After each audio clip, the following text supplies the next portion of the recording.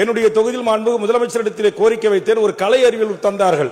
நானும் நம்முடைய வேங்கை மைந்தன் MRK அவர்களும் தொழிலாளர் துறை அமைச்சர்களும் சேர்ந்து எங்களுடைய வருவாய்த்துறை வட்ட ஆட்சியர் அலுவலகத்தில் இருக்கிற 5 ஏக்கர் நிலத்தில் அந்த இடத்தில் இந்த கல்லூரி அமைக்க வேண்டும் என்று கோரிக்கை வைத்தேன். 2 அமைச்சர்கள் மாவட்ட ஆட்சித்தலைவர்கள் கூடி முடிவெடுத்து அந்த இடத்தை தேர்வு செய்துவிட்டோம். உடனடியாக கலைக்கல்லூரி கட்டுவதற்கான பணிகளை மாண்புமிகு வருவாய்த்துறை அமைச்சர் CLA அவருடைய அந்த அனுமதியை பெற்று அதற்கான ஒப்புதலை வழங்குவதற்கு நடவடிக்கை எடுக்க வேண்டும் என்று கேட்டு உயர்கல்வித்துறை அமைச்சர் அவர்கள் உடனடியாக அதற்குரிய நிதியை ஒதுக்கி இருக்கிறார்கள். அந்த பணி தொடங்குவதை உறுதி செய்ய வேண்டும் என்கிற உயர்கல்வித்துறை அமைச்சர்.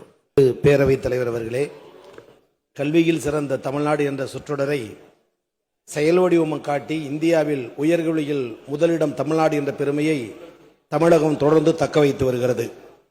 இந்த நிலையில் 2024-25 நிதியாண்டில் பண்ருட்டியில் தமிழ்நாடு முதலமைச்சர் அவர்கள் பண்ருட்டி சட்டமன்ற உறுப்பினருடைய கோரிக்கையை ஏற்று பொதுமக்கள் முன்னிலையே பண்ருட்டிக்கு அரசு கலைக்கல்லூரி வரும் என அறிவித்தார். அதைத் தொடர்ந்து 10 கல்லூரிகள், அதைத் தொடர்ந்து 5 கல்லூரிகள், ஒரே ஆண்டில் 16 கலை அறிவியல் கல்லூரிகளை ஏழை எளிய நடுத்தர மக்கள் மாணவர்கள் படிப்பதற்கு தந்த தலைவர் தமிழக முதலமைச்சர் திராவிட மாடல் முதல்வர் அவர்கள்.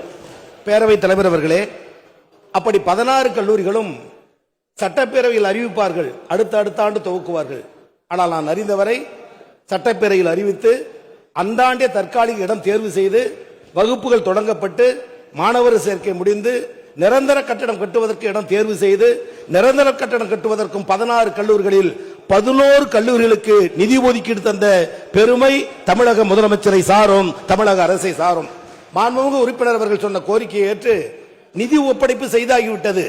இடத்தேர்வில் வருவாய்த்துறை அமைச்சரும் மாண்புமிகு வேளாண் துறை அமைச்சரும் கலந்து பேசி முடிவெடுக்க வேண்டும் என்று கோரிக்கை வைத்திருக்கிறார். முதலமைச்சரின் கவனத்துக்கு எடுத்து சென்று அதை செய்து தரும் என்ற உத்தரவாதத்தை மாண்புமிகு உறுப்பினர்களுக்கு தங்கள் வாயிலாக தெரிவித்துக் கொள்கிறேன்.